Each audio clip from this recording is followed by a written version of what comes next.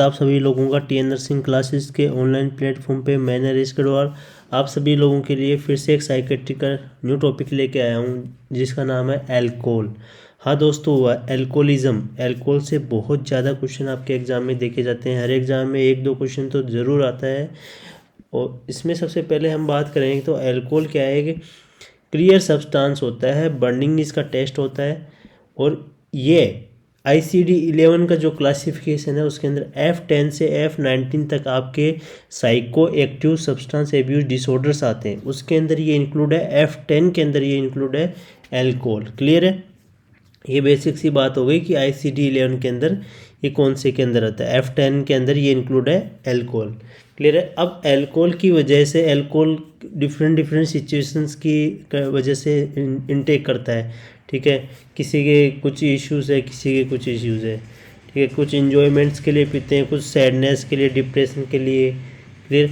तो एल्कोहल अपन बात करेंगे एग्जाम पॉइंट ऑफ व्यू से कि आपके एग्जाम में क्वेश्चन ज़्यादा कहाँ से क्वेश्चन पुटअप होते हैं, वहीं से हम एग्ज़ाम रिलेटेड हम टॉपिक क्लियर करेंगे। तो सबसे पहले बात करेंगे विड्रॉल के रिगार्डिंग सबसे ज़्यादा क्वेश्चन आता है आपके कि एल्कोहल विड्रॉल में क्या क्या देखने को मिलता है। तो जब फर्स्ट डे होता है, एल्कोहल विड्रॉल का मतलब होता है कोई भी अपने एल्कोहल सीजेशन कर देता है, बंद कर देता है एल्कोहल पीना। तो एल्कोहल विड्रॉल किस में देखने को मिलता है? आपके अल्फ़ा, बीटा, गामा और डेल्टा ड्रिंकर्स होते हैं। देखो, जो ड्रिंक पीते हैं, शराब एल्कोहल पीते हैं, तो उनका अलग अलग कैटेगरी किया गया, अल्फ़ा, बीटा, गामा और डेल्टा। तो डेल्टा जो पेशेंट होता है वह बहुत ज़्यादा पीता है, क्रोनिक लंबे समय से पी रहा होता है और उसके अंदर विड्रॉल सिम्टम देखने को मिलते हैं। तो फर्स्ट डे क्या देखने को मिलेगा? सिंपल विड्रॉल सिम्टम देखने को मिलते हैं जब भी कोई अपना एल्कोहल सीजेशन करता है। तो टेकिकार्डिया, मतलब ये सब क्या, सिंपैथेटिक एक्शन इंक्रीज हो जाएंगे जब जब विड्रॉल सिम्टम देखने को मिलेगा। सिंपैथेटिक एक्टिविटी बढ़ेगी बॉडी के अंदर, टेकिकार्डिया, स्वेटिंग बढ़ेगी, ट्रिमर्स। सबसे कॉमन, सबसे फर्स्ट देखने को मिलता है विड्रॉल सिम्टम, वो ट्रिमर होता है दोस्तों। क्या होता है? ट्रिमर होता है। स्लीपलेसनेस, उसको नींद नहीं आएगी अच्छे से, एजिटेट रहेगा पेशेंट और रेस्टलेस रहेगा, वह उसको आराम नहीं मिलेगा। और उसके अंदर रीबाउंड REM फिनोमिना देखने को मिलेगा फर्स्ट डे। विड्रॉल के फर्स्ट डे पर देखने को मिलेगा रीबाउंड REM फिनोमिना। REM का मतलब है रैपिड आई मूवमेंट। ये एक स्लीप की स्टेज है। तो REM phase of sleep is suppressed. ये फेज क्या हो जाती है? सप्रेस्ड हो जाती है विद रेगुलर एल्कोहल इंटेक। जो भी क्लाइंट यदि रेगुलर एल्कोहल का इंटेक कंजप्शन करता है तो उसके अंदर REM फेज जो स्लीप की होती है वह क्या हो जाती है? सप्रेस हो जाती है। But when alcohol is stop, जैसे ही क्लाइंट एल्कोहल को स्टॉप करेगा, सीजेशन करेगा, जैसे ही विड्रॉल होगा तो क्या होगा? There REM is rebound. वापस से REM जो रैपिड आई मूवमेंट जो फेज है स्लिप की, वो वापस से देखने को मिलेगी। तो रीबाउंड REM फिनोमिना देखने को मिलता है फर्स्ट डे। और सिंपल विड्रॉल सिम्टम्स देखने को मिलते हैं। ये सब के सब विड्रॉल सिम्टम है, आपको अच्छे से याद करने हैं। नेक्स्ट सेकेंड डे पे देखने को मिलेगा सीजर्स मतलब दौरे आना। वो कौन से देखने को मिलेंगे? जनरलाइज टॉनिक क्लोनिक सीजर, या हम इसको मायोक्लोनिक सीजर भी कह सकते हैं। तो generalize tonic clonic seizure. Clear है? तो इसके अंदर आप आगे हम आपको बताएंगे इसके अंदर ड्रग ऑफ चॉइस क्या रहने वाली है, ये सब। नेक्स्ट है थर्ड डे पे क्या देखने को मिलेगा अल्कोहल विड्रॉल वाले कंडीशन में? डेलिरियम टर्मेंस के अंदर क्या होता है? पेशेंट को हेलुसिनेशंस होता है। हेलुसिनेशन किसी भी ऑब्जेक्ट के एब्सेंस में होता है। पेशेंट को मतलब वो चीज़ है नहीं, फिर भी ऐसा लग रहा है कि ये चीज़ है। तो लिलीपुटियन क्या होता है? लिलीपुटियन में ये लिलीपुट का मतलब यहाँ ये है कि यदि एल्कोहल वाला जो पेशेंट है विड्रॉल होगा तब उसको ऐसा लगेगा कि वह इंसान छोटा है, स्मॉल है, कोई भी ऑब्जेक्ट को बोलेगा स्मॉल है, जबकि वो एक्चुअली में स्मॉल नहीं है। Everything looks very small. Patient को सब कुछ, जैसे ही एल्कोहल विड्रॉल करेगा तो सब कुछ स्मॉल दिखेगा। इट मीन्स, बट वो स्मॉल नहीं है एक्चुअली। ठीक है, तो उसका इट मीन्स उसके क्या है? हेलुसिनेशन है। तो लिलीपुटियन हेलुसिनेशन में क्या होता है? पेशेंट को सब कुछ स्मॉल देखने को मिलता है, एवरीथिंग लुक्स वेरी स्मॉल। तो ये डेलिरियम ट्रेमेंस हो गया। तो ये 3 दिन तक इस तरह से विड्रॉल होता है, तो ये सब देखने को मिलता है। अब नेक्स्ट बात करेंगे अपन इमरजेंसी कंडीशंस। कुछ इमरजेंसी कंडीशंस होती हैं अल्कोहल की वजह से, जहाँ से आपके एग्जाम में ज़्यादा से ज़्यादा क्वेश्चंस देखने को मिले हैं दोस्तों।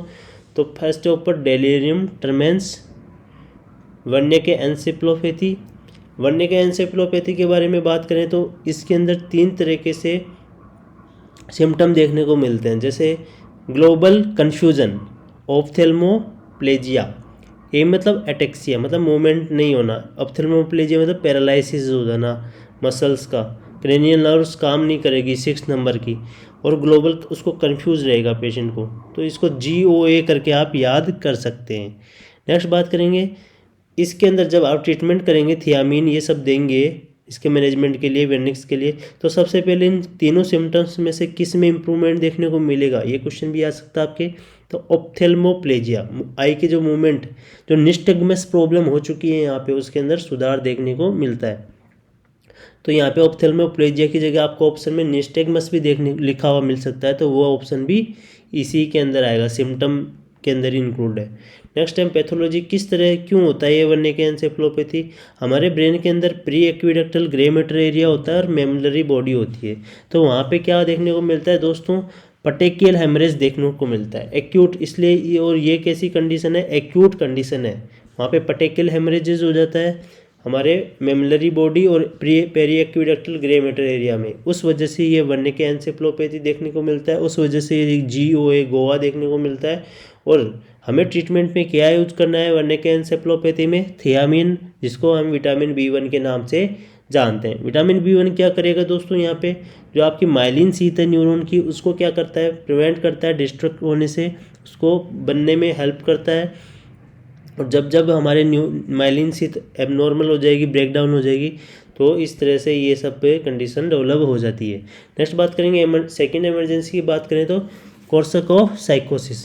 कोर्साकॉफ साइकोसिस इसके अंदर क्या होता है दोस्तों, ये क्रोनिक कंडीशन है, और वन्य के एन्सेफेलोपैथी क्या थी, एक्यूट कंडीशन।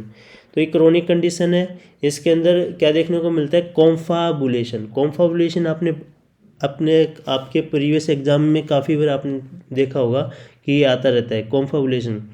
इसका मतलब रट लो अच्छे से, fill gaps in memory with imaginary steroid.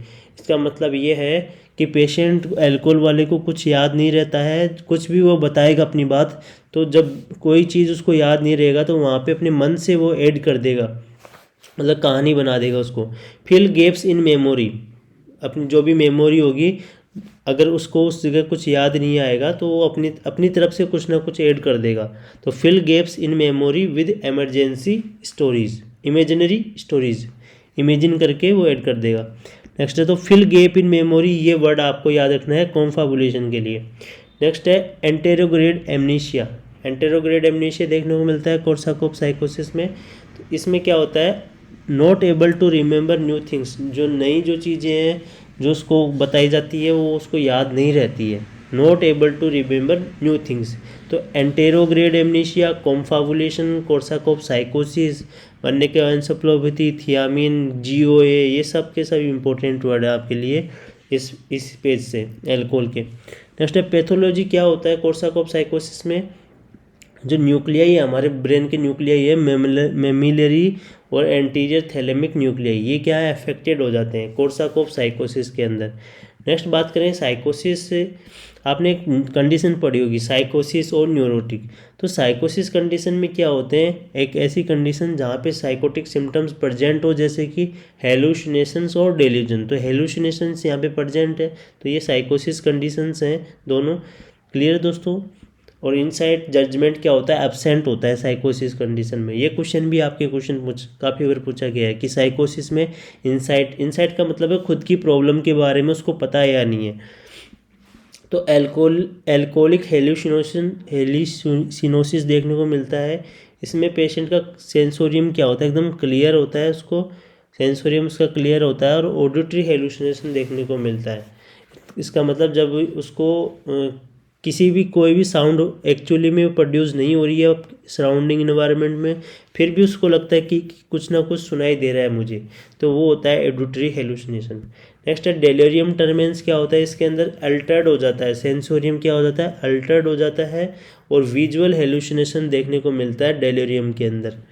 तो विजुअल हेलुसिनेशन में क्या होगा, कोई भी ऑब्जेक्ट प्रेजेंट नहीं है फिर भी उसको दिख रहा है कि मेरे सामने शेर खड़ा है, लायन खड़ा है, तो इस तरह से विजुअल हेलुसिनेशन देखने को मिलता है।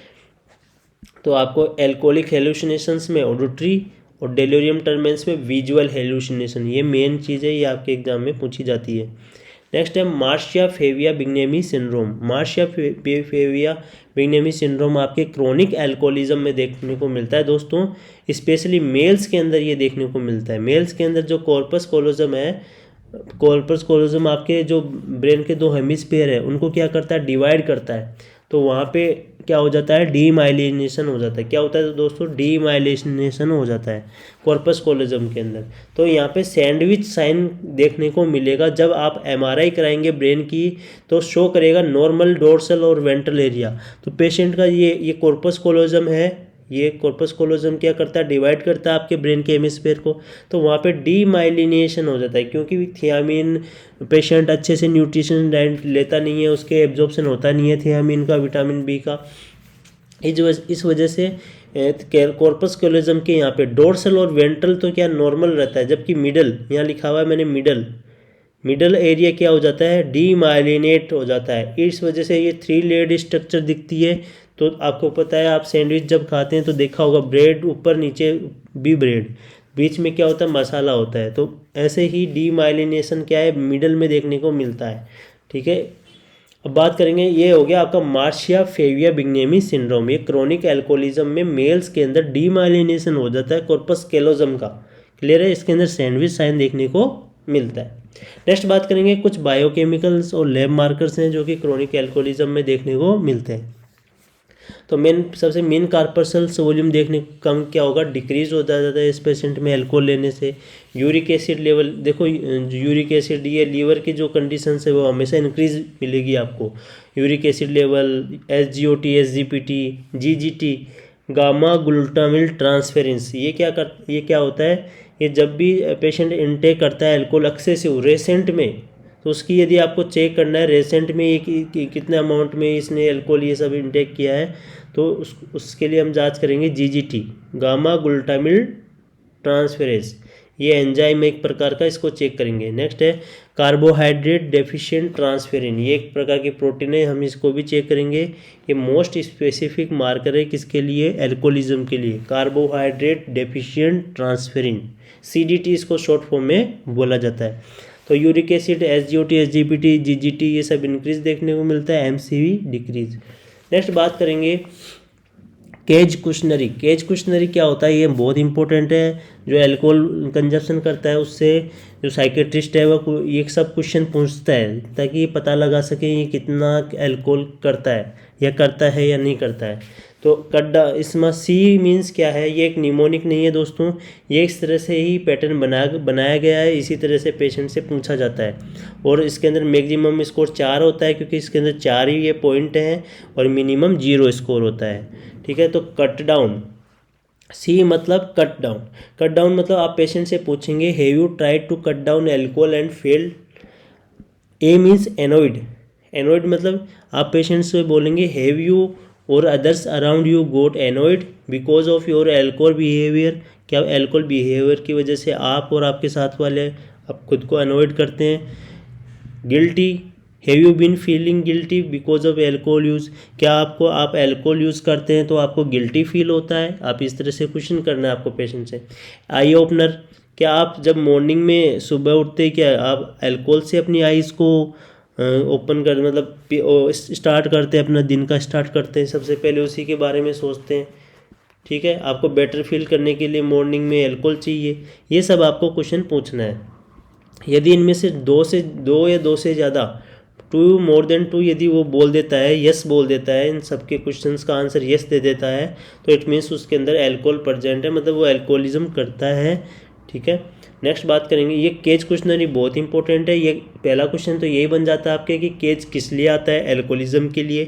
दूसरा क्वेश्चन ये आता है कि केज की फुल फॉर्म क्या होती है, कट डाउन, एनोइड, गिल्टी और आई ओपनर। ठीक है, सेकंड क्वेश्चन हो गया। थर्ड क्वेश्चन ऐसा पूछ लेगा कि ये चारों दे देगा ऑप्शन में और एक नहीं देगा, तो बोल देगा इनमें से कौन सी नहीं है। ठीक है, इस तरह से आपको ये अच्छे से याद रखना है कि कट डाउन, एनोइड, गिल्टी और आई ओपनर। नेक्स्ट बात करेंगे अल्कोहल मैनेजमेंट की। अब अल्कोहल के ये सब आपने पढ़े सिचुएशंस, अल्कोहल विड्रॉल ये सब। अब इनका मैनेजमेंट कैसे करना है, क्या कौन सी दवाई इसके अंदर मेडिसिन काम देती है अल्कोहल के मैनेजमेंट में। जब अल्कोहल विड्रॉल होता है तो पेशेंट के अंदर क्या होता है, ये सब कंडीशन राइट साइड में, लोअर साइड में देखिए, इन सबको ट्रीट करना है हमें। एनोरेक्सिया, हाइपरटेंशन, ट्रिमर, नींद नहीं आना, हेलुसिनेशन, सीजर्स, ये सब देखने को मिला। तो हम ये कब होता है, seen after few hour. Alcohol withdrawal कितने समय बाद देखने को मिल जाता है, शायद फ्यू आवर्स में ही देखने को मिल जाते हैं ये सब। तो क्या होगा, ये 24 to 48 आवर्स में पीक में रहेंगे ये सब। तो हमें क्या करना है, ऐसे के लिए बेंजोडाइजिपिन इसके अंदर ड्रग ऑफ चॉइस होती है, बेंजोडाइजिपिन्स देनी होती है। जैसे ये हो गई लोराजिपाम, ओक्साजिपाम, टेमाजिपाम। और इस बेंजोडाइजिपिन का यदि टॉक्सिसिटी हो जाता है, अगर ये भी नुकसान पहुंचाने लग जाता है बॉडी के अंदर, तो इसका भी एक एंटीडोट आता है जिसका नाम है फ्लूमाजेनिल। क्या नाम है, फ्लूमाजेनिल। नेक्स्ट है, आपके बताया गया कि इन लीवर डिस्फंक्शन, यदि पेशेंट के लीवर डिस्फंक्शन होता है, आपको पता है कि अल्कोहल का लिए अल्कोहलिज्म वाले पेशेंट का जो लीवर है वो तो ऑलमोस्ट डिस्फंक्शन होता ही होता है। तो उन सब के अंदर मोस्टली हम लोराजिपाम, ओक्साजिपाम और टेमाजिपाम यूज़ करते हैं। अब बात करेंगे कुछ, कभी कभी हमें एंटीसाइकोटिक्स भी यूज़ करनी पड़ती है पेशेंट के सिम्टोमेटिक इफेक्ट को रिलीव करने के लिए। नेक्स्ट बात करेंगे नर्सिंग एक्शन की। तो अल्कोहल विड्रॉल वाले पेशेंट के अंदर क्या है, ये हाइपरटेंशन, टेकिकार्डिया, मतलब ये चीज़ें एक्टिविटी बढ़ रही है ना, वाइटल साइंस इंक्रीज हो रहे हैं। तो इनको हमें क्या करना है, मॉनिटर करना है सबसे पहले। और पेशेंट इरिटेट हो रहा है, रेस्टलेसनेस हो रहा है, इंसोम्निया हो रहा है, तो हमें उसको प्रोवाइड सेफ इन्वायरमेंट, कूल, काम, क्वाइट इन्वायरमेंट उसे प्रोवाइड करवाना है। रियलिटी ओरिएंटेशन, उसको रियलिटी के बारे में बताना है, ठीक है, रीओरिएंट उसको करना है फिर से, टाइम, एड्रेस, प्लेस, ये सब। नेक्स्ट है एड्रेस हेलुसिनेशंस थेराप्यूटिकली, और उसे बताना है कि आपके जो कंडीशन है वो मेडिसिन लेने से ठीक हो जाएगी। तो नर्सिंग एक्शन पे आपके एनक्लक्स बेस्ड क्वेश्चंस आते हैं, तो उसके लिए आप इसको ज़रूर रीड करें, और आप इनको ज़रूर रीड करें कि क्या क्या देखने को मिलता है विड्रॉल कंडीशन में, hypertension, anorexia, trimmer, jerky movement, ये सब, हेलुसिनेशन। क्लियर है दोस्तों। ये बेंजोडाइजिपिन ड्रग ऑफ चॉइस होती है अल्कोहल विड्रॉल के अंदर, इसका एंटीडोट फ्लूमाजेनिल होता है। नेक्स्ट बात करेंगे अपन एवर्जन थेरेपी। हाँ दोस्तों, एवर्जन थेरेपी वही थेरेपी जिससे पेशेंट को, यदि ये थेरेपी लेने के बाद पेशेंट अल्कोहल इंटेक करेगा तो उसके अंदर क्या देखने को उससे नफरत हो जाएगी अल्कोहल से। तो इसके अंदर हम डाइसल्फ्यूराम ड्रग यूज़ करते हैं। डाइसल्फ्यूराम एक डिटरेंट एजेंट है, अल्कोहल को डिटरेंट कर देता है ये। तो इसमें क्या होता है, क्या इसका मोड ऑफ एक्शन होता है दोस्तों, जब पेशेंट अल्कोहल इंटेक करता है तो उसका वो किस में टूटता है, मेटाबोलाइज हो जाता है, फिर एसिटाल्डिहाइड में बदलता है, एसिटाल्डिहाइड से एसीटेट में बदलता है, किसकी प्रेजेंस में, अल्कोहल डिहाइड्रोजिनेज एंजाइम, जिसकी वर्ड के पीछे एज लगता है, मतलब वो एंजाइम होता है। तो अल्कोहल डिहाइड्रोजिनेज एंजाइम की प्रेजेंस में ये एसीटेट में बदलता है, फिर वो H2 और CO2 में ब्रेक डाउन हो जाता है आपका अल्कोहल। तो हमें क्या करना है कि ये एसिटाल्डिहाइड है, ये एसीटेट में ना कन्वर्ट हो, इसलिए हम इनहिबिटर देते हैं। तो डाइसल्फ्यूराम क्या होता है, इस एंजाइम को इनहिबिट कर देता है। तो हम बोलेंगे इनहिबिट अल्कोहल डिहाइड्रोजिनेज एंजाइम। ये ड्रग क्या कर देगी, इनहिबिट कर देगी अल्कोहल डिहाइड्रोजिनेज एंजाइम को, जिस वजह से बॉडी के अंदर एसिटाल्डिहाइड का लेवल क्या हो जाएगा, इंक्रीज हो जाएगा। और ज़्यादा अमाउंट में बॉडी के अंदर एसिटाल्डिहाइड हो जाता है तो उसके अंदर ये सब देखने को मिलेगा। लेफ्ट साइड कॉर्नर में देखिए same symptom of disulfiram ethanol reaction हो जाएंगी, जैसे कि टेकिकार्डिया, टेकिनिया, मतलब टेकिकार्डिया आपको पता है हार्ट रेट बढ़ना, टेकिनिया उसकी सांस, रेस्पिरेटरी रेट बढ़ना, हाइपोटेंशन, बीपी कम हो जाएगा, हेडेक होगा, नोजिया, वोमिटिंग होगा और एंजाइटी होगा, ये सब देखने को मिलेगा। ये मोस्ट इम्पोर्टेंट है आपके लिए। क्लियर है। नेक्स्ट है डोज कितना देना है, 250 से 500 mg इसके अंदर डाइसल्फिराम की डोज दी जाती है और रिएक्शन विद इन 30 मिनट्स में ये ड्रग अपना काम करना स्टार्ट कर देती है। और पीक कब रहता है, 1 आवर पे इस ड्रग का काम पीक पे होता है और 2 आवर्स के अंदर ये सबसाइड हो जाता है। इसके जो इफ़ेक्ट्स हैं ये सबसाइड हो जाएंगे। नेक्स्ट बात करेंगे प्रिकॉशन क्या है। प्रिकॉशन क्या बरतना है जब हमें एवर्जन थेरेपी यूज़ करते हैं। Should not be given without consent and explanation. कभी भी disulfiram, aversion therapy, deterrent agent ये कभी भी बिना बताए पेशेंट को, बिना एक्सप्लेन किए, बिना कंसेंट के उसको नहीं देना है। क्लियर है दोस्तों। नेक्स्ट बात करेंगे कुछ एंटी क्रेविंग ड्रग्स भी यूज़ करते हैं हम। एंटी क्रेविंग ड्रग, क्रेविंग का मतलब होता है किसी के अंदर इंटेंस डिज़ायर होना किसी चीज़ को इंटेक्ट करने के लिए, तो क्रेविंग बोलते हैं उस चीज़ को। तो क्रेविंग, एंटी क्रेविंग, अल्कोहल के लिए हम एंटी क्रेविंग यूज़ करेंगे ताकि पेशेंट के मन में अपनी एंजाइटी को दूर करने के लिए वो अल्कोहल के लिए ना सोचे। इसके लिए हम क्या करेंगे, एक्म्प्रोसेट देंगे, नाल्ट्रिक्सोन देंगे, टोपिरामेड देंगे, ये SSRI ग्रुप के ड्रग देंगे जो कि एंटी डिप्रेसेंट है। ऑन्डानसेट्रोन देंगे जो एंटी एमसेट आता है आपका। कीमो वाले ड्रग के अंदर ये 30 मिनट पहले देना होता है ताकि, क्योंकि कीमो वाले के अंदर वोमिटिंग बहुत ज़्यादा होती है। बैक्लोफेन हो गया, ये सारी की सारी क्या हैं आपकी एंटी क्रेविंग ड्रग्स हैं। तो ये अच्छे से याद कर लेना कि एंटी क्रेविंग ड्रग्स कौन सी होती है, एवर्जन थेरेपी में कौन सी ड्रग यूज़ करते हैं। अल्कोहल विड्रॉल के अंदर क्या देते हैं, बेंजोडाइजिपिन देते हैं। क्लियर है। फिर बात करेंगे डिटॉक्सिफिकेशन एजेंट। तो आपका जो बेंजोडाइजिपिन है ये एक प्रकार का डिटॉक्सिफिकेशन एजेंट होता है, अल्कोहल को डिटॉक्सिफिक करता है ये। तो इसके अंदर एक क्लोरडाइजिपोक्साइड ड्रग होती है, ये भी यूज़ की जाती है, क्लोरडाइजिपोक्साइड। तो अल्कोहल विड्रॉल डेलीरियम जो कंडीशन है उसके अंदर ये यूज़ करते हैं। डिहाइड्रेशन के लिए हम डेक्सट्रोज यूज़ करेंगे IV फ्लूइड्स के थ्रू, IV के थ्रू। न्यूट्रिशन में हमने पढ़ा कि विटामिन B1 देते हैं, थियामिन देते हैं। साइकोथेरेपी में क्या यूज, सबसे मेन इंपॉर्टेंट जहाँ से आपके क्वेश्चन बनते हैं, self help group therapy. Self help group therapy ये एक एल्कोहलिक एनोनिमस, AA शॉर्ट में लिखते हैं, एल्कोहलिक एनोनिमस के अंदर ये आता है सेल्फ हेल्प ग्रुप। तो इसके अंदर क्या किया जाता है पेशेंट के साथ, सेल्फ हेल्प ग्रुप के अंदर पेशेंट को चेंज किया जाता है, उसके बिहेवियर को, डिस्ट्रक्टिव बिहेवियर को चेंज किया जाता है। उसको इस तरह से बनाया जाता है ताकि वो सोबरिटी को मेंटेन करके रखे, एकदम अच्छे से रहे कम्युनिटी के अंदर। डेवलप देयर स्ट्रेंथ, अपनी स्ट्रेंथ को बनाए रखे, ठीक है, अपने मोटिवेशन लेवल को बनाए रखे ताकि वो अपनी जो एल्कोहलिज्म है उसको सीजेशन कर सके, बंद कर सके। अब बात करें ऐसी कौन सी डिफेंस मैकेनिज्म्स हैं जो कि आपके एल्कोहलिज्म वाला पेशेंट यूजुअली शो करता है। एक तो रेशनलाइजेशन और डिनेल। रेशनलाइजेशन और डिनेल क्या है, दोनों की दोनों डिफेंस मैकेनिज्म है। और ये पेशेंट क्यों यूज़ करता है अल्कोहल वाला, ताकि वह अपनी गिल्टी को क्या कर सके, रिड्यूस कर सके, अपनी गिल्टी वाली कंडीशन को। उसको बुरा लगता है ना, कोई कहता है तो कि आप शराब पी रहे हैं तो आपका लीवर ख़राब हो जाएगा, इसलिए वो डिनेल करता है, नहीं ऐसा कुछ नहीं है, ऐसा कुछ नहीं है, तो डिनेल करता है, ठीक है। नेक्स्ट बात करेंगे कि अल्कोहल एंटीडोट क्या होता है दोस्तों, फोमिपिजोल। आपके क्वेश्चन आया हुआ है कि अल्कोहल एंटीडोट क्या होता है, फोमिपिजोल। नेक्स्ट है बेंजोडाइजिपिन का एंटीडोट फ्लोमाजेनिल, ये हमने अच्छे से पढ़ा। नेक्स्ट है drug of choice in GTCS का मतलब जनरलाइज्ड टॉनिक क्लोनिक सीजर, इसको माइक्लोनिक सीजर के नाम से भी बोल सकते हैं, तो रमफिट्स भी बोल सकते हैं, ठीक है, रमफिट्स भी बोलते हैं GTCS को।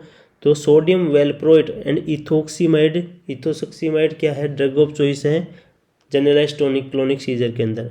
नेक्स्ट है drug of choice in partial seizure, यदि पार्शियल सीजर और ट्राइजेमिनल न्यूरल्जिया के अंदर में भी ड्रग ऑफ चॉइस क्या है दोस्तों, कार्बामाजिपिन। और कार्बामाजिपिन जब पेशेंट के चलेगी तो लीवर फंक्शन टेस्ट पे ध्यान देना है और पेशेंट की जो WBC है उस पर ध्यान देना है। WBC डिक्रीज देखने को मिलता है और पेशेंट के SGO-PT SGPT ये इंक्रीज हो जाते हैं। फर्स्ट विड्रॉल सिम्टम क्या होता है अल्कोहल एब्यूज़ का, जब कोई भी अल्कोहल एब्यूज़ करता है तो फर्स्ट सबसे पहले उसके अंदर ट्रिमर देखने को मिलते हैं, ट्रमियसलेसनेस देखने को मिलता है, सेक होना, जिटरीनेस होना बॉडी के अंदर।